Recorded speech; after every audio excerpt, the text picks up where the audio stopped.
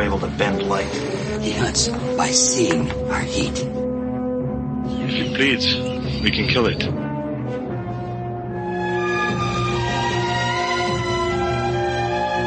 Now Playing presents the Predator Retrospective series.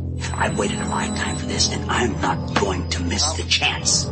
Leading up to the release of Predators July 9th, Stuart, Arnie, and Brock will be watching and reviewing all of the Predator and Alien vs. Predator films. What do you need us for? Because some damn fool accused you of being the best. These podcasts will be spoiler-filled and may contain objectionable language. Listener discretion is advised. Come on.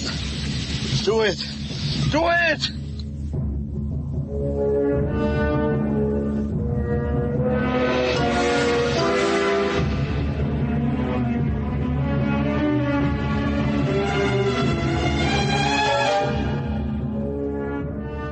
Today we're talking about Predators. Starring Adrien Brody, Laurence Fishburne, Topher Grace, Alice Braga, Danny Trejo, and directed by Nimrod Antal. Oh, come on, you have to say the African guy's name. He was very important. You have to listen to say his name. Okay, I'll do it. It's Mustafa? What was his name? No, it's Mahar Shala Hazabaz Ali. My apologies to the Ali family. This is Brock, co-host of Now Playing. Stuart in L.A. This is Arnie, and guys, we gotta get through this pretty quickly because it's 5 o'clock. It's bitch raping time. Man, I almost didn't make it to the podcast today because I fell out of this plane and my chute didn't open. I'm like, oh my God, what am I gonna do? And yet here we are. I do feel like I was dragged here against my will. I do feel like I was put to this, and had I had my own volition, would not be here now. But here we are, folks. We're at the end of the series, Predators. And again, I remind you all, Predator was great, but it's been really choppy for me since then. I've really not enjoyed the last 3 movies. And I think we can all safely agree that Predators is many, many steps above what we have just gone through. Hey, I agree. This is head and shoulders above any Predator film we've seen since the first one. Right away, I want to say that this to me feels like a sequel to the first movie. And that's something we haven't had yet in the last 3 films. Yes, it's the movie that they needed to make in 1990. Agreed. And with the special effects right out of 1990. We'll get there. Why don't we start first, though, with a plot summary, because I think we're going to need one on this one, Arnie. Okay, it's a little bit detailed because a lot happens in this film, actually. Yes. Would you like it delivered in Adrien Brody speak? Absolutely. No, that won't get old. Yeah. We start with Royce, a mercenary in free fall over a planet. His parachute opens and he meets up with a rogues gallery of heavily armed killers, including a Russian soldier, a Mexican cartel enforcer played by Danny Trejo, yay! Woo! An IDF sniper, our token female, Alice Braga, a Yakuza assassin, a death row inmate named Stans, a RUF officer, and another guy who doesn't fit the profile of any of these, an American doctor played by Topher Grace. Playing Topher Grace. They slowly realize they're not on any Earth jungle, but rather an alien world where they've been taken to be imported game for the predator hunters. But these aren't the same predators we've seen before, but rather a bigger, even uglier, and even tougher cast of predators. First, the humans are attacked by predator dogs, or hunting dogs, and they follow the dogs' footprints back to the predator camp where they see one of the classic predator aliens tied to a totem pole. Apparently the new predators and the old predators have some kind of blood feud going on. So on the run, the humans are slowly picked off and they encounter a U.S. Air Cavalry soldier, Noland, played by Larry Fishburne, who's been on the planet for 10 seasons, however long a season is. And he's been in hiding from the predators and gone kind of nuts. He tries to kill the humans to steal their weapons and supplies, and so Royce causes an explosion, calling the predators to their location. The predators kill Larry Fishburne, because I think they only had him on set for 2 days, and then the humans kill 2 of the 3 predators. Royce plans to release the captive classic predator, thinking, where have I heard this line before? The enemy of my enemy is my friend. And thinking that the released predator would be so grateful that he'll taxi them off the planet. So they race back to the predator camp. All the humans are killed except for Royce, Isabel, and Edwin. Edwin steps in a bear trap, maiming his leg, and Isabel stays behind to help him while Royce leaves them both as dead weight. Isabel and Edwin are captured by the Predator, and then Edwin reveals his true nature, which I think everybody figured out much earlier. He's actually a creepy serial killer murderer, and he drugs Isabel so he can kill her slowly and goes off on his own insane rant about how he is one with the Predators, and they're the same. Royce returns, frees the classic Predator. The classic Predator and the new Uber Predator fight. The classic Predator is killed. Royce rescues Edwin and Isabel. Edwin tries to drug Royce. Royce impales Edwin and then uses Edwin as bait, which we saw the Predator do with Danny Trejo earlier in the movie. The final surviving Uber Predator goes after Edwin's body. Edwin's body is strapped to explosives. Edwin blows up. The Predator is hurt. Royce beheads the Predator. And then Isabel and Royce turn their eyes skyward to see another group of parachutes falling to the planet. And Royce says, "Let's find a way off this fucking planet." And if the box office merits it, to be continued? Yeah, I don't know. It's up in the air, but certainly we'll see what the box office does. And obviously money talks, right? So we'll see. Money talks like Adrien Brody. What money talks like Christian Bale and Batman, where I stole this voice from. Yes. Well, the good news is it doesn't really require that much money. So, yes, I want to start right at the beginning. I just want to ask your opinion of this. Throwing him out of a plane, him flying down, screaming the whole way thing. I don't know about you two, but for me, I thought that was a clever way to literally, as he was, be thrown into this movie. It worked for me to throw me into this movie, but I can see how it's kind of weird and cliche. Did it work for you right off the bat, or right off the bat was it a sour note? You know, I thought this movie was fairly well written. Unlike the first Predator movie, you don't want to have the build-up be so slow that we're waiting to discover what we've known for 23 years. This movie was written for Predator fans. They know that you know the movie, so why not just throw you into it? Like the first movie where it's built around the design that these war people figure out they're not in a war movie, but they're in a science fiction movie. It's constructed in a similar way. These are war people, and they slowly figure out they're on another planet. I thought that's a very good setup. While part of me wonders exactly what logistics the Predators went into to find these killers, and why the Predators insisted on ethnic diversity instead of just taking a squad of good mercenaries or a squad of Yakuza assassin, I liked it. It got us straight into the action. I actually feel the pacing of this movie was a bit off, but I was glad that, again, they didn't spend too much time getting to the planet. You know, the first one started with the Predator coming to Earth, and here we start with the humans going to this Predator world. It had some good symmetry, and yeah, I don't think they needed to belabor the point anymore. Yeah, what I was getting at also, and I'm glad you guys agree, is that they literally threw us into this, and then once we got in, and once we saw that there's more than one person, and all the start shooting comes on, and they all start attacking each other because they don't know what's going on, we get invested in what's going on, and then we meet each character as we go, so it's a good way to introduce us to all these characters, much like the first movie did it without any dialogue. This time, they actually took the time a little bit to give us who these characters are, and their confusion about where they are. We get to go on that journey with them until the reveal happens. I disagree, Brock. I don't feel like we really know who these people are for a long time. In fact, names are elusive for most of the movie. In fact, Royce specifically doesn't say his name until like one of the last lines of the movie. These aren't characters for the most part. They're caricatures. They're archetypes. The thing I come back to, and of course it's aided by the fact that I know Robert Rodriguez's hand is guiding this, is that it's kind of like a Kill Bill setup, in which I feel like all of my favorite action stars are all combined in one movie. It really doesn't make any sense, but because it's a fanboy thing and we really want it, won't it be fun? I got enough of who these people were, and then as it went along, more and more things came about who these people were, that I got intrigued enough in these people. I'm not saying I was invested deeply in every single one of these characters, not at all, but I got a little bit in this beginning, and as it went on, we learned more and more about them. I liked what I got for these characters, so when they started getting picked off, I knew which person was which, what character they were supposed to be. No, they're not deep characters at all, but I thought the way they introduced them was sufficient and got me into what's going on. Sufficient! That is a great word, because that's exactly what I would say and no more. It's fine. It's competent. That's it. That's all I got. Adequate. It's adequate. This movie is a rousing amount of mediocrity to me. It's completely fine. but I wasn't thrilled. I completely agree. It was par. You know, Yeah, it was just enough. I think at times the movie makes the mistake of thinking we do care about these characters and want to see the Yakuza silent hitman survive. I really do, because like there's this long extended scene after, going back to my summary, after they find the Predator camp and around the time they find Laurence Fishburne, most of them are still alive. We had, I think, 8 people when we start, and 6 of them are still here. Why are 6 of them still here?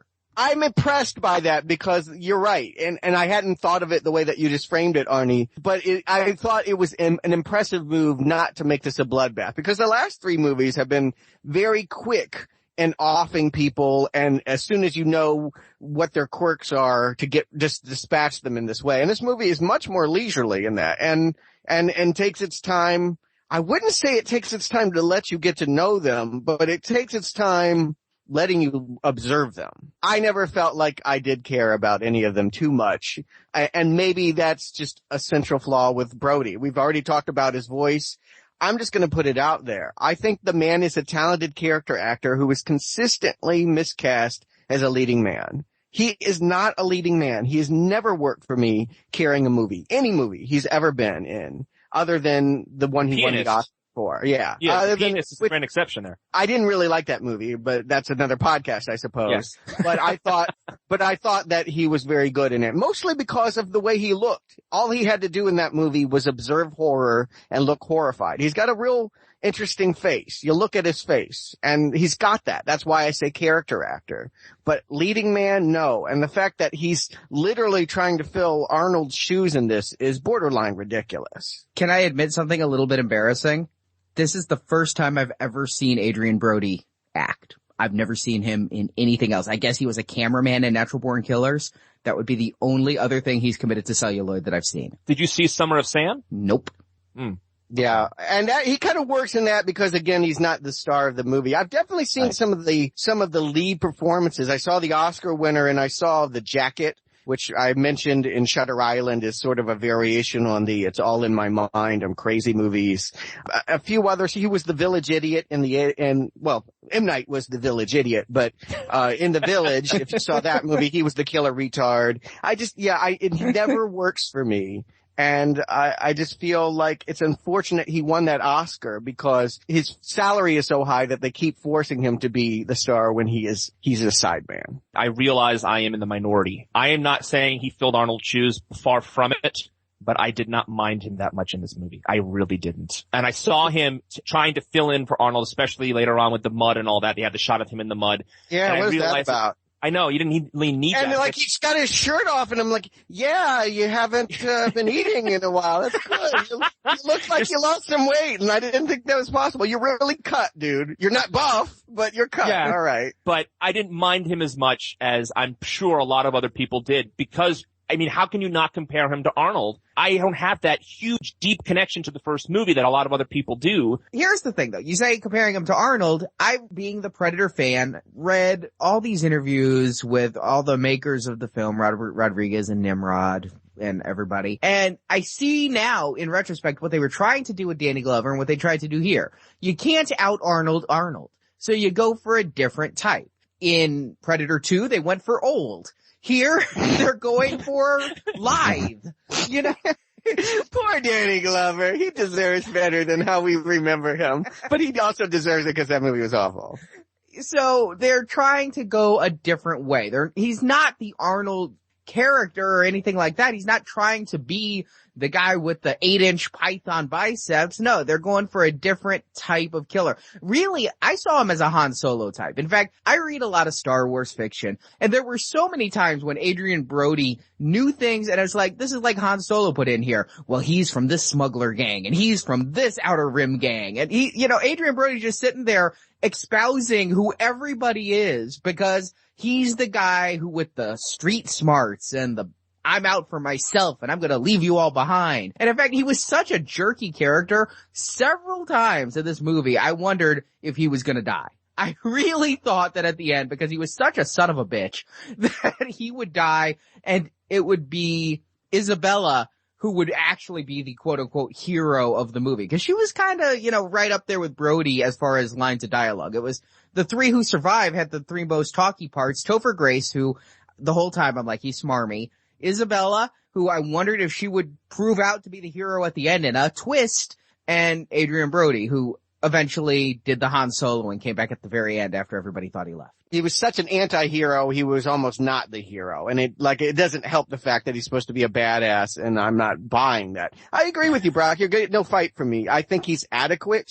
I think if that's deemed a success, then okay, he is. And we've seen the lows. He's much better than the characters in the last 3 movies. I will follow him and believe his journey much more than I would the chick that was ice climbing while talking on her phone. I can't even remember that movie. Well, it will never be brought up again, but you know what I'm referring to. But I don't know that adequate is a rousing endorsement. It was fine. I feel like if you really wanted to engage us more, a more likable lead would have helped. I also feel like in this group of disparate mercenaries who start the movie fighting each other, they all fall under rank and file to him pretty quickly. He's quickly made the leader of the group. This is supposed to be a group of alphas, and they're all kind of like, yeah, we'll do whatever Adrien Brody says. Go to the Predator camp? All right, we'll go to the Predator camp. Honestly, out of all these people, the only ones whose faces I recognize were, not counting Larry Fishburne, Danny Trejo and Topher Grace. Topher Grace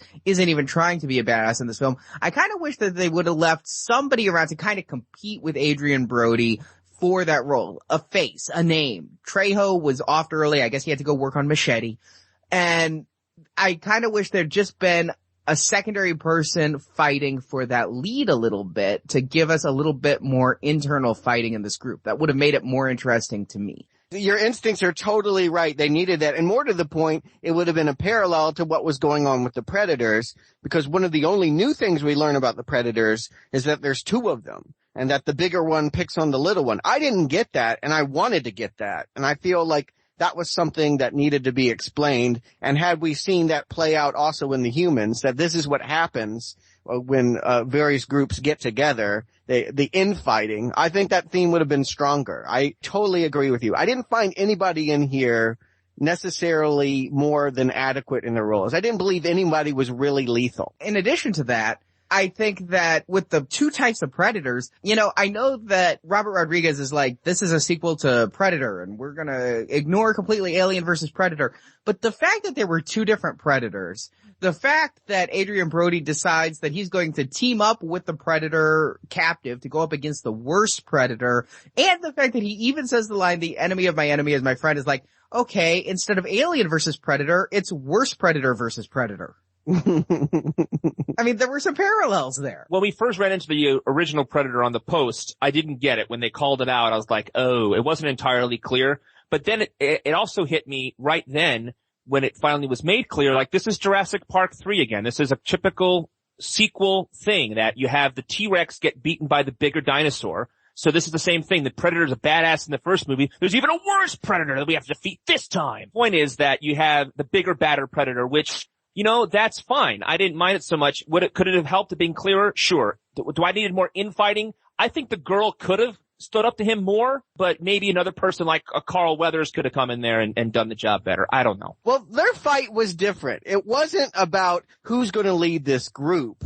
It was, are we going to be moralistic or are we going to be self-interested? And Adrien Brody represents, well, you guys can do what you want. I'm going off on my own and I'm going to survive. And she was always the one, helping Topher Grace or pulling the people together. She was being nurturing, and I felt like what you were saying, what I was hearing you say that I agree with is there needed to be another alpha dog. There needed to be another guy that said, you're not going to tell us what to do. If there had been actual physical violence in between the people, that would have upped the stakes a little bit. Yeah, they don't get to that until the Topher Grace thing way too late in the movie. Yeah, I never believed that Adrien Brody was going to take a swing at Alice Braga or vice versa. I know.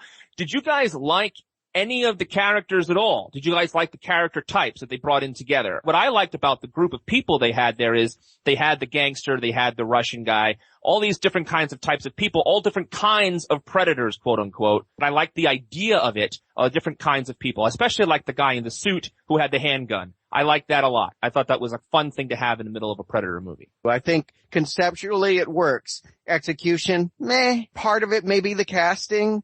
None of these people drew me to them. Here's the thing I have not been able to reconcile.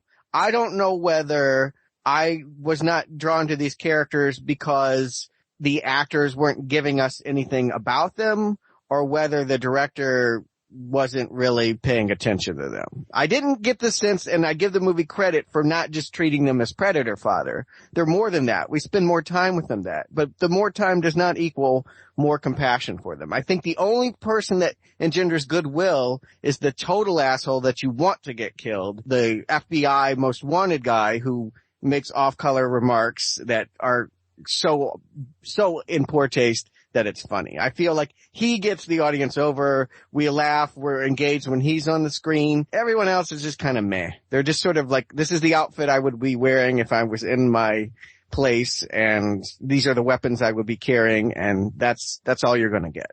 And really, yeah, they were all defined by their weapons. They were types. They weren't characters. And even when they try to get a moment like, these are my kids, and I lost these fingers because I talked too much, it was just so flat, and it just felt so obligatory. Yeah. The Yakuza one in particular, I really liked the idea conceptually, but really in his final battle, I realized that it wasn't working at all. When he has a samurai showdown with a Predator, I'm like, you shouldn't have had this guy, because this doesn't work for me at all. They're in the middle of a field swinging swords, and I'm not buying it. Well, it was a pretty sword fight, but... No, but yeah, I mean, you can talk about it, but I mean, there's nothing to say. It was inappropriate. Yeah. I guess I kind of went with it. It had the same problem as the first one, where I didn't understand why the Predator stripped off all his gear to fist fight Arnold. I didn't understand why the Predator decided, all right, a sword fight, that sounds fun, but... Yes. Because the whole reason of bringing these guys there is because they are qualified to give them a good fight. So this guy standing there with a sword, the Predator's like, a sword fight. All right then, let's do it. That's what I got from that. And, it's like a duel at 10 paces kind of thing. Like, old-fashioned throwback. It's been a while since I've had a chance to do this. Let's throw down. I do agree that, I didn't understand why somebody would be shooting with a pistol. A sniper rifle I get, but once you got somebody there with a freaking Gatling gun, a pistol's kind of redundant at that point. And they do make, like I said, Stan's the character that's kind of the funny one here, makes a big point about the fact that he's only got a knife and everyone else has a gun, and why can't he have a gun? I mean, that was played well, and I think that character works well here for what he's designed to do. You don't like him, and he's gonna go down and want him to go down, but I think he's the only time that I felt engaged with the characters was when he was playing off of them. Everyone else is just kind of dull. He didn't get enough screen time, because I always remember thinking that when he starts telling some of his jokes in Fishburne's camp later on, he's like, if I get out of here, I'm gonna do a lot of blow. I just thought that was really funny, but this movie was humorless. It really was so dour that by the time we got to those jokes, I'm like, they feel out of place for the tone that's been set. I would have preferred him and Topher Grace to kind of spread it out a little bit, because when they start doing their riffing, it just kind of jarred me. I actually enjoyed Topher Grace's timing. I haven't seen Topher Grace in a while, and so his joke timing, I thought, when it was there, I had some good laughs with Topher. I completely agree with you about the prison inmate. I also love that when he was threatened, he would shank like nobody's business, like a rabid monkey, man. He's just going at these things with that little knife. And that scene when he's asked for a gun, I completely agree. It was very humorful. But I think what's missing maybe is the one-liners that we all love from the first movie. But how are you going to duplicate that? You can't create a one-liner like that on purpose. Sure you can. You get good joke writers and you come up with something. But again, this is what I can't reconcile. Is it that the way that the jokes are told are not funny, or is it the fact that it's not a particularly funny situation or funny implementation of this attitude? I won't even call them jokes. Everyone's got attitude, and I think we're meant to laugh along with that. But that's kind of shorthand for what this movie should be really doing. This movie should be really entertaining us, and instead it's just sort of emulating what an entertaining movie would do. Arnie, you've mentioned in the past that we don't get to it quick enough. I looked at my watch. I was around 25 minutes when we first got the Predator vision. Were you bothered by that this time? Or did you think this time it was okay because we already knew the Predators, who they were, etc.? I liked some of the slow build. I liked how we started with the alien dogs, and then we've got this other alien creature, which I skipped in the summary, but at one point they sent Topher Grace out as bait, which was a very funny scene, and he's just sprinting and he's being chased by what they think is the Predator. It turns out it's just some other alien creature that also was brought to the planet as hunting material. But I do think that they spent a little bit too long with that's a weird plant. The terrain is wrong. It's too humid for this time of year. They should have had the reveal where they look up into the sky and see the planets first and realize, okay, we're not on Earth. Let's move on with it. I do think that, again, everybody kind of knows where they are. They should have done what they spent a half an hour doing in 15 minutes. I disagree. I think it's true to Predators to do that slow build. That Predators took 20 minutes to get to the communist base in Central America, and this movie takes more or less the same amount of time for them to figure out what's going. They don't linger once they figure it out. They process that pretty quick. There's one shot of them looking horrified up at the many moons in the sky, and then the next minute they're all like, well, we've been brought here. Like the original movie, they kind of pull it out of thin air what the whole point is and put it together for those that maybe don't know Predator or just haven't caught up yet. But I think the pacing is right in that it honors Predator. The reason why it feels slack is I'm not engaged the way I was with the first team. These people aren't as interesting. And again, is it the actors? Is it the writers? Is it that I've seen too many movies like this in the 23 years since Predator? I would say yes to all of them. The actors aren't great. The writers didn't try, and we've seen it all before. I have to cut in here. I agree with Stuart. I like the reveal. I like the time they took. But I think this is some of the better acting we've seen in this entire series. Since the first movie,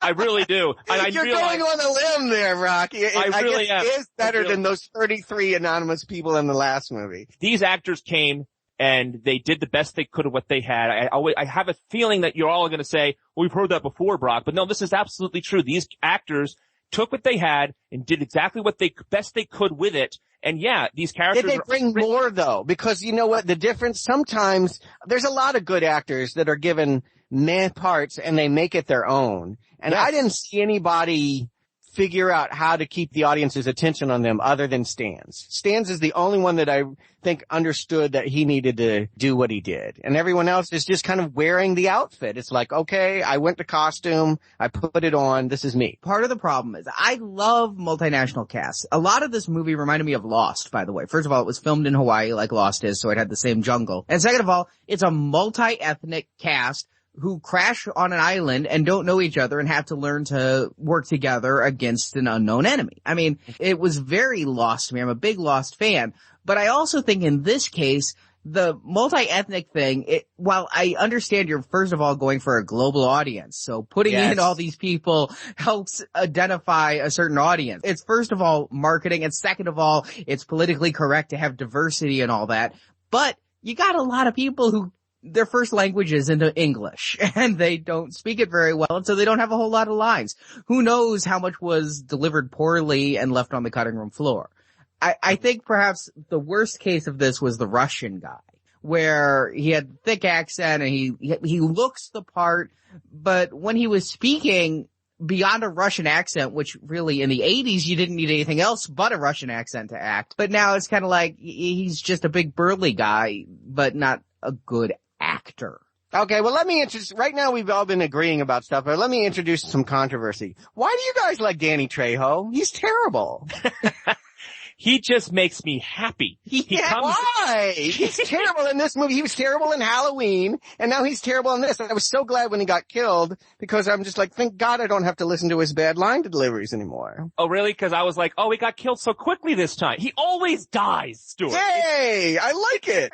But he did not die in The Bubble Boy. Oh, you didn't? I didn't see that one. Okay. But most of the time he dies in these kinds of movies, and it's not about if Danny Trejo is gonna die. It's about how. And with Danny Trejo, you see him, you smile, he's just this guy that is just a familiar, happy presence in a movie. And is he the world's greatest actor, Stuart? No, this guy's not up for Oscars. He's just a wonderful character guy that I love watching these kinds of movies. Maybe Arnie. It's like, cause he's lucky. He's like Ringo Starr. He's like, how did this guy get here? Like, how did he wind up with this job? Because I do like his hard luck backstory. I do know that he was an actual convicted felon and has had a hard time. And the fact that he's ended up being a Hollywood bit player is a nice backstory, but like he's not even a stuntman, right? Like he's not even doing incredible stunts. Like if he could do something physical, I could be like, okay, well that's cool at least. I don't need for him to be a great line deliverer. I just think that he's dead on screen. I don't think he does anything. I think he brings an attitude that I like. It's a sense of cool. This guy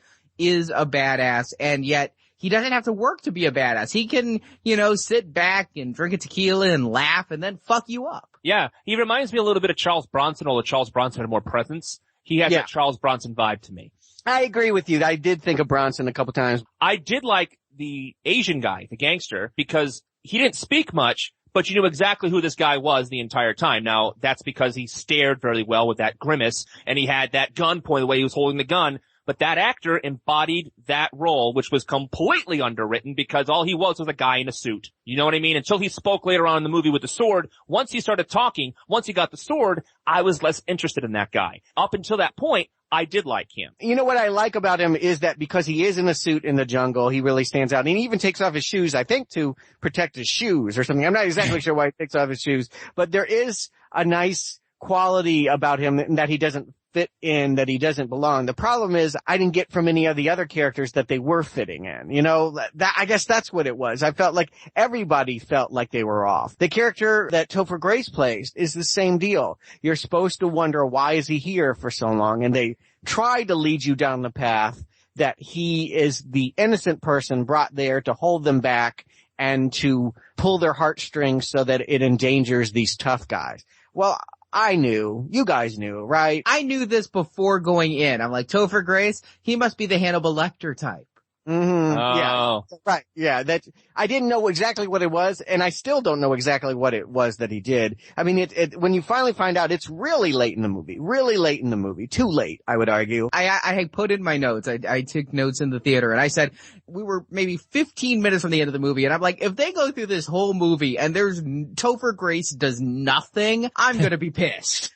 Yeah, but Arnie, I agree with you, but the time he chose to show his true colors was head-scratching bonkers to me. He's still in danger on this planet. Yeah, and will be the whole time. Like, what was it that he wanted to do? If Adrien Brody had not come back, what was he going to do? Was he going to rape her? Well, he already gave the indication from talking to the other guy that wasn't his MO. No, I think he was going to kill her slowly and enjoy her pain. But she was paralyzed, so she wouldn't feel any pain. No, she would feel everything, he said. She would be aware and feel everything. I thought he said see everything. I'm like, well, if she's out of her body, who the hell, I mean, okay, that makes a lot more sense to me. All right, thanks for clearing that up. Well, either way, Stuart, it's still torture, right? Because she can see her. She'll know who killed her. Yeah, would you?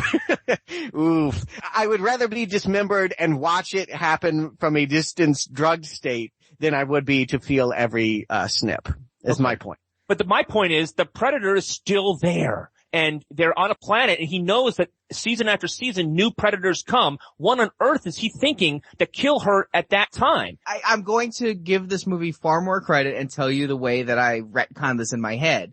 And that is, if he killed her, the predator would see that and go, you're a hunter too, let's hang out. I guess. My sense is that I thought he would live to see more people come down, and that he would be like, he was going to be here for a lot of seasons, and that people would come and go, but because he was so unassuming, that he would be the one to survive. The least likely to live in an environment of ultra predators is the guy who looks like he's helpless, but really is a cold-blooded killer. Stuart, he's in a predator hole. The predator threw him and the girl into the hole to deal with them later. He's still in the predator's trap. Why would he do it then? If he was going to do all that stuff, fine. Go to some spaceship like Laurence Fishburne did, hole up in a cave or something. Why would he do it right there in that big pit when the predator's still up on top? Because it's the climax of the movie and it's time to show the reveal. I mean, yes, it's exactly. They're doing it because it's time to do it, not because it's logically what would happen in that moment. If you want me to defend it, I can't. I know why they wanted to do it, and I know why it's happening now to give us a surprise. But no, it doesn't really work. And I don't know. Topher is adequate in this, but I didn't quite buy the whole concept. Topher doesn't work as a villain. Spider-Man 3 here. Stop trying to make Topher Grace anything other than the adorable schmo. Well, it's like, it would be like watching Tom Hanks say, I'm a serial killer. That's what it comes off to me. He's mild-mannered. He's likable. He's a funny guy. Like, when that happens, I remember there was some horrible movie, and Alan Alda has spent a lot of part of his later half of his career trying to not be the nice guy. And there was one movie called Whispers in the Dark. Please don't ever look it up or even know anything about it. Just all you need to know is this. The big reveal at the end is that Alan Alda is the serial butcher of women. And, it just conceptually that fails, right? The nice, sweet guy that's really the killer. Harrison Ford tried it too in that movie. Terribly failed. The only times that I think it's ever worked is Psycho, and that's, you knew going in that he was Psycho. The movie's called Psycho, and he's on the poster. He's crazy. But it never works when you switcheroo. When you tell us that they're the nice person and it ends up being that they're the killer, it just always feels so labored and movie-ish and, well. Can I tell you what they could have done to really make it work a little more for me? Is foreshadow it a little bit and have one of the humans die mysteriously. Let Topher be such a psycho motherfucker that he does kill someone. Maybe, even go further and have more than one token female and have Topher Grace kill her, because I can't see him overpowering anybody else on this team. But, I think that having something to foreshadow or a little bit of fear and mystery as to what happened to this person. Was it one of the predators? What happened? And part of the problem is we don't know what his MO was on the planet. Was he one of those doctors that kills his patients and no one ever knows, they think it's natural causes? Or does he actually go out and abduct people and take them to his basement and do this to them? There's not enough time to really know what it is he's about. I wish they did it a different way, because as soon as that happened, I'm like, yeah, it didn't feel right. Even though it had to happen, he obviously had to have that sort of thing. The way they did it in the movie just didn't work for me. I have a question about the guy who was fighting with the prisoner, the big man. Was he his captor? Was he the guy transporting him someplace? The African man. He was actually African. I just kind of got the impression they were crashed down and their instinct was fight. They just wanted to continue to repeat the idea that Stans couldn't get along with anybody, and that one was one of the more labored attempts. The movie tries to start by giving everyone an introduction where they're already in the middle of it. You know what I mean? And that's what that was. They're already fighting and we don't even know who they are. When Stan does eventually die, he doesn't die trying to save somebody else or sacrifice himself for the good of the team, which I thought was also a good thing. From point A to point B until he dies, he's the most consistent of them all. The ace up his sleeve is that he knows that when he gets shot for his heroism, he's not really going to die because he stole the armor. Right. I thought that was funny. I don't know why he let that be known. You know what I mean? Like, I don't know why he didn't play possum and pretend to be dead and live to be killed another season. Season? Do they mean like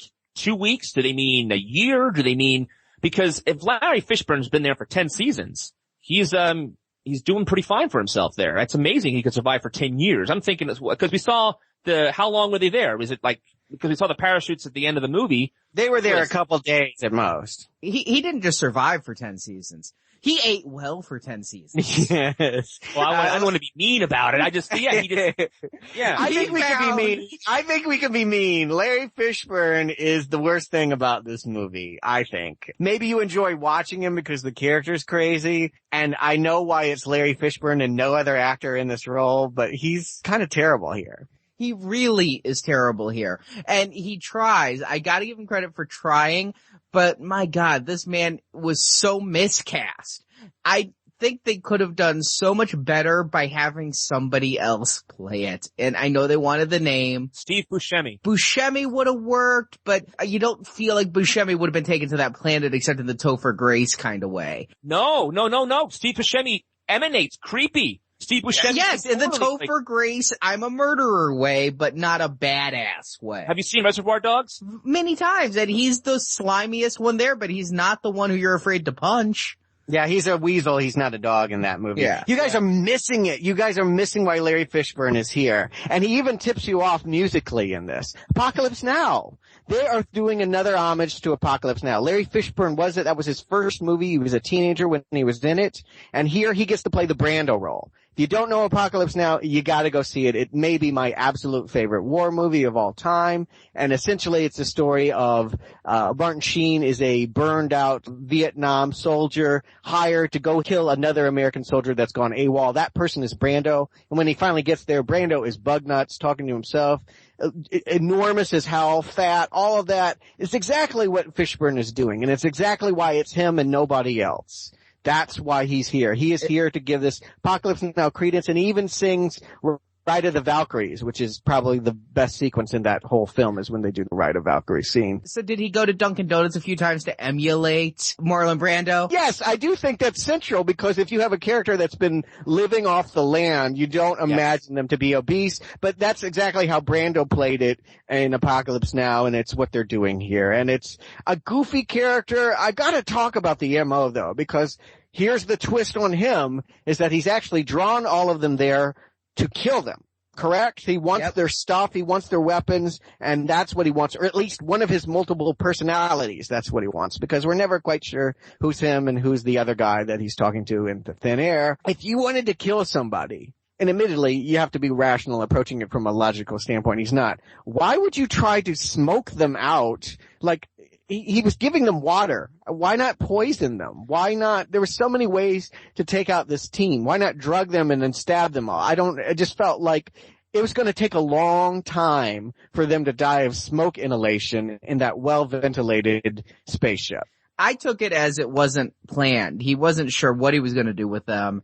And then, you know, in his crazy way, one of the personalities is like, take their shit. Yes. Yeah. Exactly how I took it. But I'm like, that's the only way that it does make any kind of sense. Because even lighting the fire is telegraphing to the predators that are roaming around that there's activity over there. I mean, he's essentially giving himself up. Adrien Brody fires off a grenade that's meant to draw them there, but he wouldn't even need to. I mean, fire at night would bring the predators to where they're at. I don't know why the predators wouldn't think he was at the burned out ship to begin with. I guess they don't even know that he exists. The noise, I thought, was why Adrien Brody used it, besides the explosion, the noise, because the fire is silent, which is why I think Larry Fishburne's other character said smoke them out. As far as this, you know, why wouldn't they check the ship out? You know, I don't know, because we don't have to go there. We don't have to go there. It's a whole. Here's the thing. You gotta think that these three predators, since these predators always hunt in threes, I think it's a different three predators. These guys wouldn't know to look for Larry. Oh, right. Yeah. I kind of liked his reveal. I knew it was coming, but I kind of liked the way that he was revealed, that it was a playoff Predator, you know, the big mask taking off scene. Adrien Brody even has a similar line they always say. He says fuck or something like that as it's taking off, and it ends up being Larry Fishburne. I kind of knew it was coming because I kept wondering when Larry Fishburne would turn up, but I thought he was introduced well. I liked what he stands for. Like so much of this movie, conceptually it really works. Execution. I was really glad it was Larry Fishburne when the mask came off, because when I saw a Predator mask and the Predator decloaked and put a gun to somebody's head, I'm like, the Predator doesn't hold a gun to your head. The Predator just kills you. What the? Oh, it's Larry Fishburne. Okay. Yeah. It was good. You liked it, right? Yeah, it worked. It had me confused. Yeah, I liked it a lot.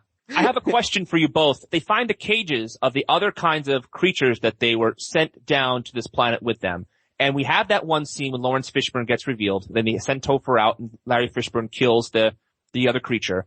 Why don't we see the other creatures at all the entire rest of the movie? And why even put them in there to begin with if we don't get to have a big scene with them in this movie? I totally agree. They needed to say that for the sequel. In the sequel, they can drop down different creatures and they're teaming up with extraterrestrials. But here to have this in this movie and to have them be aliens with cockroaches that climb out of them, it's more inscrutable. It just doesn't feel appropriate. And there's also another thing. There's that Falcon, the surveillance device. I couldn't tell if it was organic or purely mechanical. And really, the only reason I'm not sitting here going, what the fuck was the flying thing, is because I read the press materials and they talked about having a Predator Falconer. I'm still not sure if it was bio or mechanical. But that's kind of how it works. I mean, like the dogs and the falconers, they really took the hunting aspect to heart, and I give the writers props for that. They really thought about the hunter from a hunter's mentality, how they work, how they get game, how they separate animals from the pack. All of that plays out pretty well. I don't know that I love the dogs or the falcon, but I think you needed to introduce new tools, and that's kind of how I saw them. Whether they're biological or mechanical is almost incidental. They're kind of like Bubo.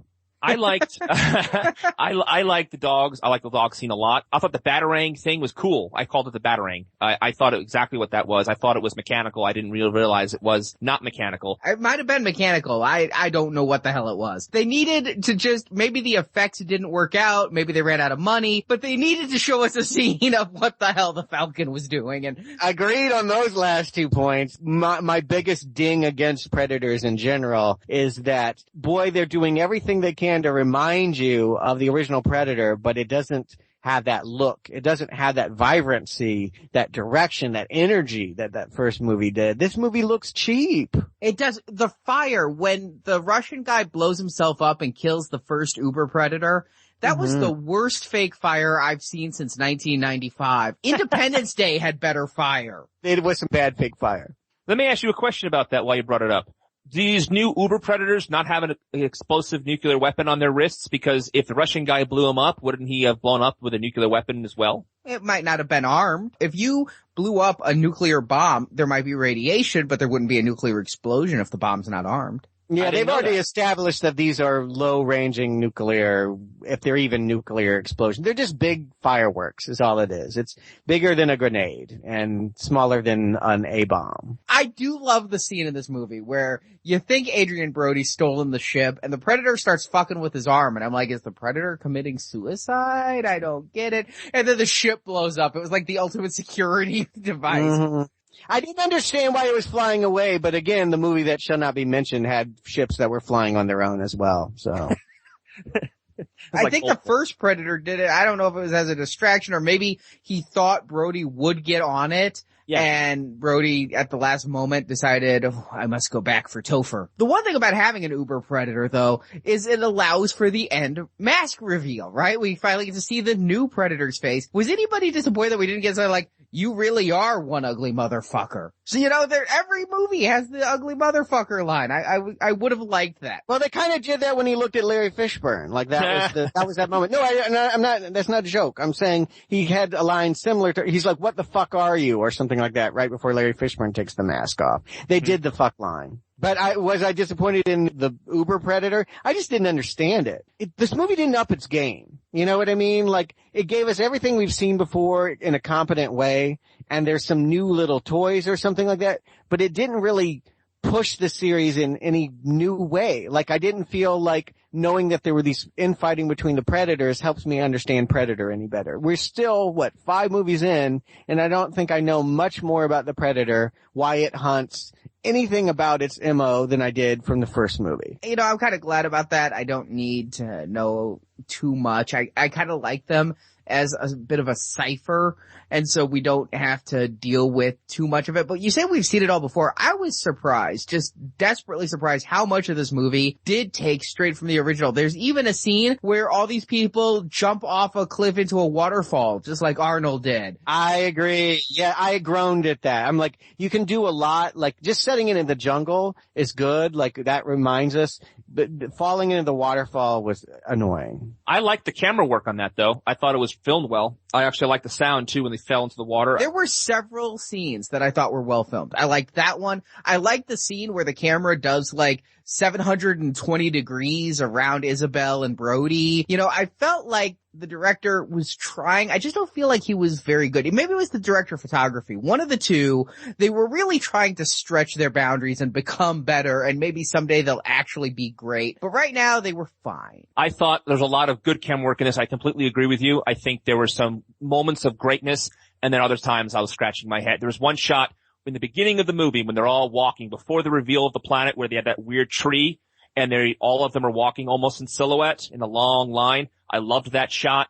I loved the reveal of the planets. I loved how it was a swooping shot. So there was some great camera work going on in this, but nothing compared to the original Predator. But it's nice to have something back like that because we haven't had that in 3 films.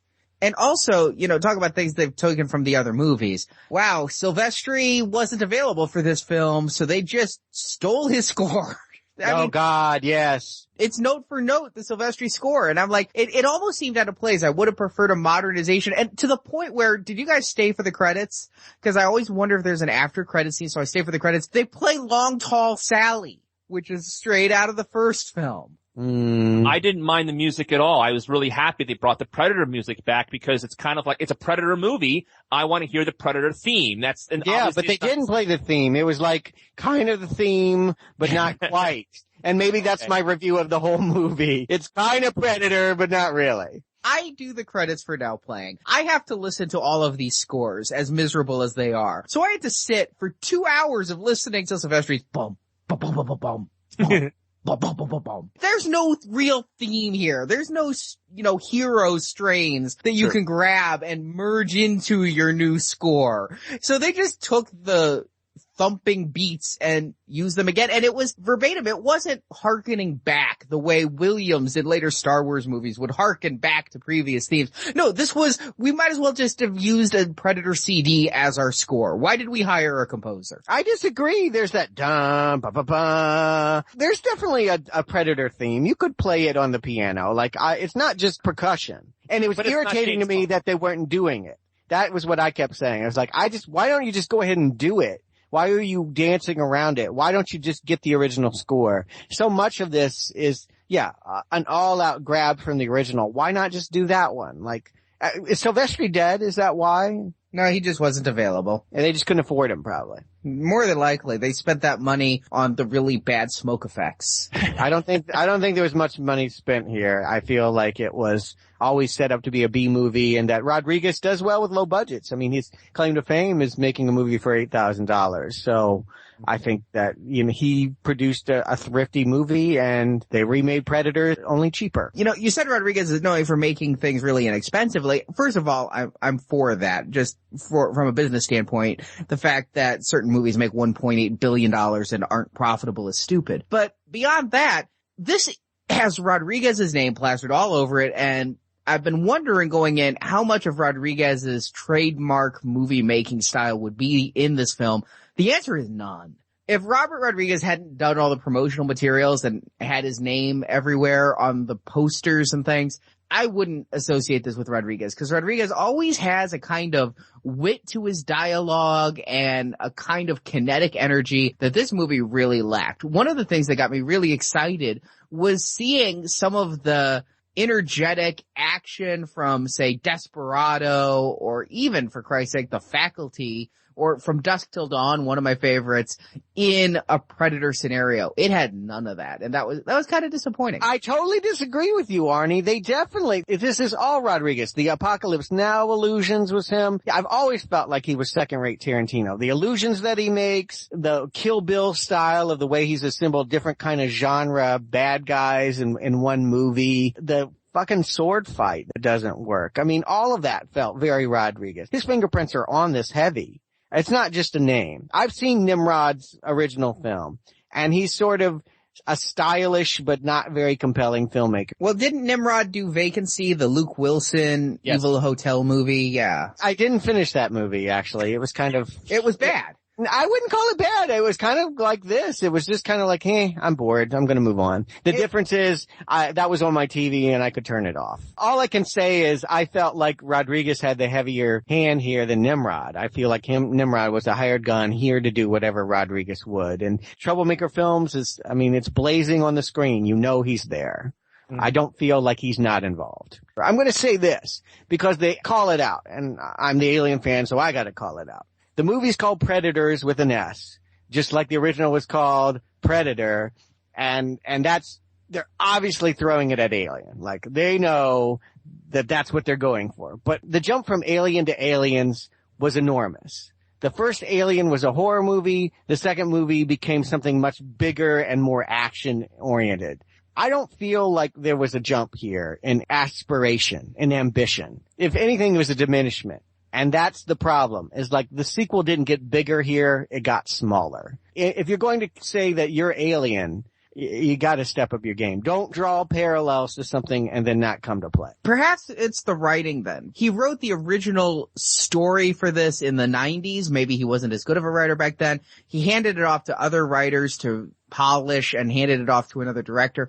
I just feel that I didn't get the kind of Rodriguez fun I was hoping to from this movie. There wasn't a lot of fun in this movie. It was more rote action, which was, again, fine. I find it strange that you find that there's no fun here. I think there's a lot of fun here. I just think that it's not my kind of fun. It's very familiar. I guess I'm not articulating it right. When I say fun, I'm not saying that watching some of this action isn't entertaining. There are surprises here. They've definitely structured this so that you don't know what's going to happen next with certain things. The problem is even some of the surprises are easy to foresee. The Topher Grace thing, for example, and the stuff that you don't anticipate happening isn't necessarily thrilling. But I wouldn't say they're not trying, and I wouldn't say that it's not well constructed. It's not particularly well written, but it is well constructed. Well, you said this a few times already, and I think you're dead on about it, Stuart, is that the execution of some of this is not the best, but the setup for it is all there.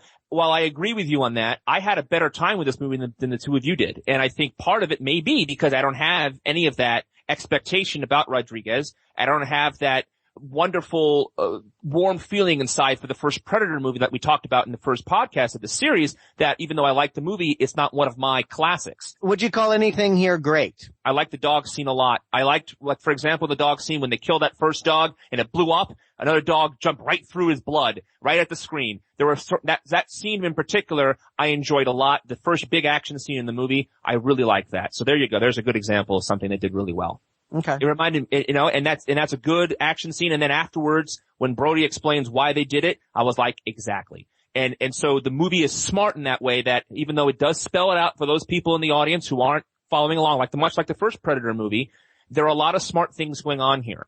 And no one's an absolute idiot, which is great. I agree. I like that about that movie, and I do think it's what helps it tremendously to elevate above the other Predator movies. This is a sequel to the first Predator movie, as far as I'm concerned. Even though they allude to other things here and there, as you guys pointed out, they don't really taking into account the AVP movies, and Predator 2 is, in my opinion, thrown out the window. They went back to the source and said, we're going to make a sequel, and that's what I wanted the entire time in this series, and they gave that, for the most part, here. And why couldn't we get a great movie? Well, it's a sequel, and they're following some by-the-numbers stuff, but overall, it's leaps and bounds over a lot of stuff that we've already seen in this series. I don't think we're that far off, Brock. I really don't. Okay. And I think I'm in the same boat, too. I don't think that you liked it that much more than I did. I wanted to love it, and I couldn't love it. But I liked it. If they always went to Earth to hunt, why did they bring them to a planet that almost looks like Earth to hunt them? Perhaps these are the rich predators who, and, the other predators have to have it imported and they can't really go far from home, but the really rich ones get their own spaceships and go to Earth and get to travel abroad. Gas prices are so expensive nowadays It's true. It's true. There's a hotel and lodging, and then there's food involved and the souvenirs. Maybe it's the Predators version of the holodeck. What would happen if we took some humans and some of these Antari and we tried to hunt them both at the same time? Excellent. They call out that Danny Trejo was a trap earlier in the movie, but then the Predator falls for the exact same trap at the end of the movie? Predator doesn't think the humans are that smart. We're just the game. I was wondering, though, since they had the guy slice the Predator in his chest, why Adrien Brody later in the movie didn't think of that himself, because he kept on hitting him in the face where the helmet was, but his chest was completely available. He was doing the video game. You ever played video games like the Teenage Mutant Ninja Turtles arcade game? You have to hit the guy once and jump away from the big boss at the end of the level. That's what Brody was doing, is taking one strike at a time. Why not hit him in the legs, hit him in the chest? He kept on hitting him in the head. And I was thinking, well, it wasn't a sharp object though, Brock. It wasn't a sword. It was like a stick, right? I thought it was an axe or something, or a club, and you could still do some pretty good damage in a chest area. If you can't breathe, you can't stand. As what boxers tell you, hit in the midsection, right? So hit him in the midsection, hit him in the knees or something. Why do you keep hitting him in the face with his helmet on? The other guy did it right with the sword. He got him in the chest. And that's the only. It's a little disappointing that the best they could figure to do to kill the bad guy was cut his head off, when that's exactly what the bad guy did to the other Predator just about 10 minutes prior. It was like, really? I mean, you always want bigger, and unfortunately, maybe there just was no bigger. But you wanted Brody's big moment to be more than him just wailing on him with a stick. I did, and especially since the Predator was already injured at this point because of the trap. I would have liked to see something different, but they'd already blown one up and beheaded the other. They took the good kills early. What did you guys think, speaking of the Predator mask, about the different Predator masks so we could tell them apart? One had tusks and one had the jaw. I like that. I was grateful. I was grateful because I would have been very confused, and part of my problem with the series that won't be mentioned was that I couldn't tell. I agree completely. It's like Stripe and Gremlins. You know who the baddie is. Yeah. No, it's helpful for the antlers, for the little jaws and all of that. It's, you get the sense that they have individual personalities. I couldn't really tell until they were fighting side by side that there was a difference between the big guy and the little guy though. And that's just a sticking point for me with this film is like, we know this only because Larry Fishburne tells us this, but I didn't really understand what their beef was or that this would have been a big deal. They're racist. Yeah. That's what it is. They're a racist society, and one of the other race came along, so they strung them up in a tree or a totem pole. Okay. I guess I needed a little more of that. I like that as an idea, but conceptually it works. In execution, not so much. So, Stuart, Arnie, do you recommend Predators? Stuart. You know, it's like this. If you think Predator is a great movie, you will probably enjoy this movie and like it. And I recommend it for people that can't get enough of Predator. You can go with this one. The other movies I wouldn't touch with anything. But this is an acceptable follow-up. But for me, Predator was never the meal. It was the dessert. I had my fill. That was the end. I didn't really need any more. And this movie doesn't give me anything else. There's nothing here that it does better than Predator. So unless you just really need more, like if your appetite can't be sated, go with it. But I was done. The Predator is a very solid action movie. They did a great job, and I just can't, they still haven't given me a reason to keep going. So I feel like I would recommend it for others, but not myself. So that's a recommend then? The weakest that I can think of, but okay, sure.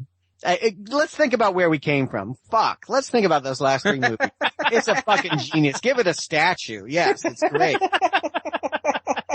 It's well lit. It's, yeah, well. Yes, exactly. Yeah, so, I can see it. By the standards by which we have followed as a series, this is a tremendous rebound from where they had fallen.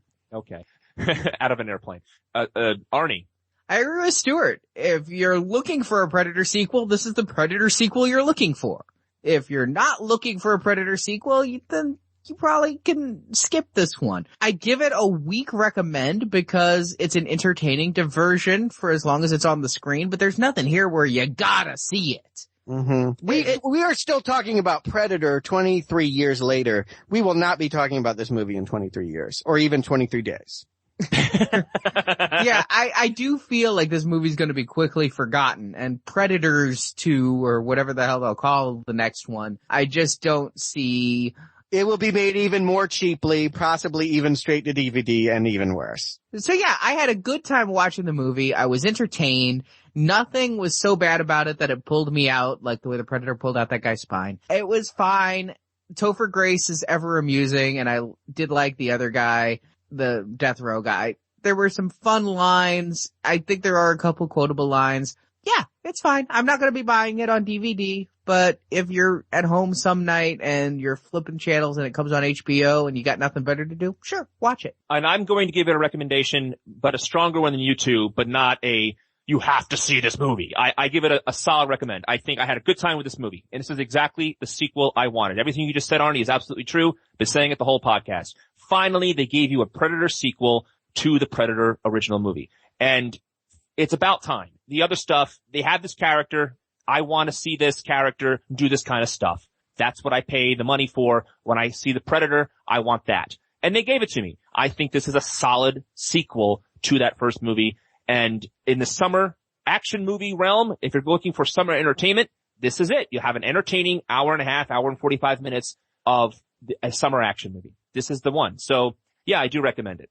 So if you enjoyed this podcast, if you enjoyed our Predator series, please leave a feedback for us on iTunes so other people like yourselves can find us. Please go to Facebook and discuss this and other movies that we watch on a weekly basis. We post little mini reviews there that also go to our Twitter feed. So follow us both on Facebook and Twitter. And hey guys, we're going to be at Comic-Con in just a couple of weeks, a week and a half. We're going to be at the Yard House, right, Stuart? Yes, we are. We're going to be at the Yard House at 7 p.m. having some beers, and we're just wanting to get a handle on how many people are coming. So if you could please drop us an email at show@nowplayingpodcast.com or come to our forums or our Facebook page and let us know if you're planning on showing up. We'll be the guys in the Now Playing shirts. They're very cool. You can see them at the Now Playing store. And I'm going to add something that we're going to ask you to do.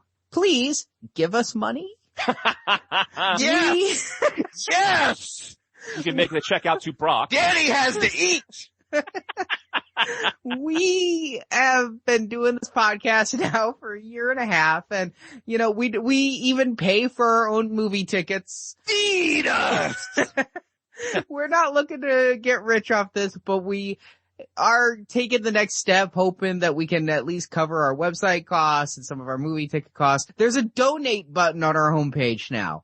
Please, you know, if you enjoy this podcast and you want to see us continue to do this podcast for years to come, you know, we're now going to this honor system. You know, take a newspaper, leave $1. We're not going to be a vending machine where you have to put the $1 in first. But come to our website. If we've provided you with some enjoyment, come and let us know how much in dollars. Or if you feel like you want to tell others about us, we have a Now Playing store. You can buy shirts, mouse pads, clocks. You can buy a little Zoom high-def camcorder with the Now Playing art on it. It's kind of cool. So there's links to that from our homepage too. We'd really appreciate if you support the show. Let me put it this way, folks. If every listener we have just put in $1, we'll be set. That's all we're asking for, is a little bit, just so we can cover our website costs and so we can continue to bring you Now Playing each and every week for everyone to enjoy and discuss at our forums on Facebook and Twitter as part of the community. That's all we're saying. So thanks very much in advance for that.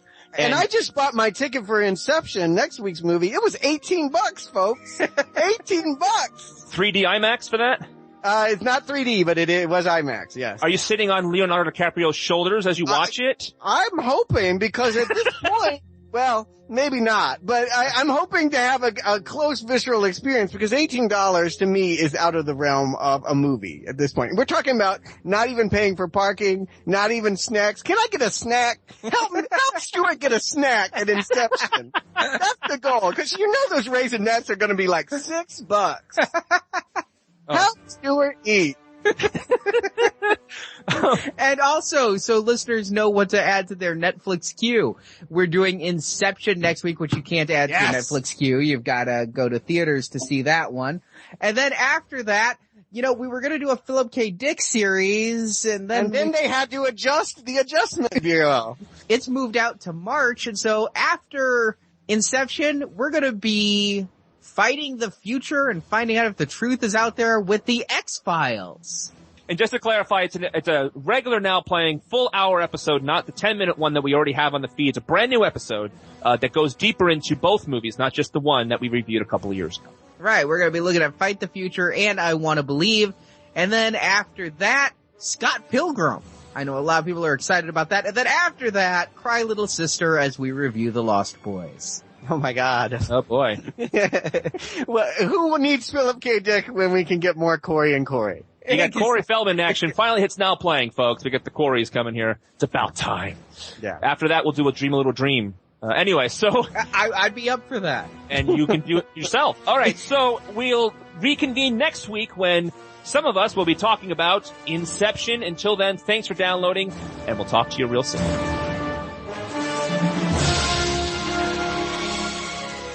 Thank you for joining us for this episode in the Predator Retrospective series. This stuff will make you a goddamn sexual tyrannosaurus. Just like me. Please come back to NowPlayingPodcast.com each week from now through July 10th to get a new episode of this series. Come on in, you fuckers.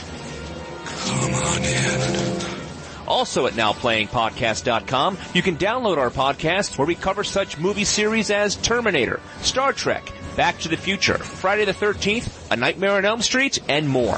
This is getting better by the minute. Now Playing is not affiliated with 20th Century Fox. Alien and Predator are copyright and trademarked 20th Century Fox, all rights reserved, and no infringement is intended. I don't think he gives a shit. Now Playing is a production of Inganza Media Incorporated, copyright 2010, all rights reserved. I ain't got time to breathe. The now playing Predator Retrospective series is edited by Arnie and Jay. I wouldn't wish that on a broke dick dog.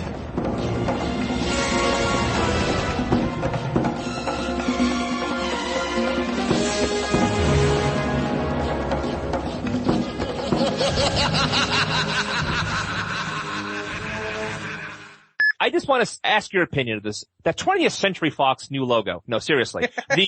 I don't like the 75, and I'm always disappointed when they do the extended fanfare and it's not Star Wars. I know, I agree with you. Every single time I want to say Lucasfilm. Anyway, yes. It takes out a Colorado town, right? Doesn't it? So, I mean. We're not talking about that. I don't even remember. No, the U.S. Army drops a nuke. That wasn't a Predator arm nuke. Oh, that's right. You know what? I forgot, Arnie, because that's a really shitty movie. Spent like 3 weeks. La la la la la la la la. All right. There you go. There you go. So I feel like I would recommend it for others, but not myself. That's what we do here, Stuart.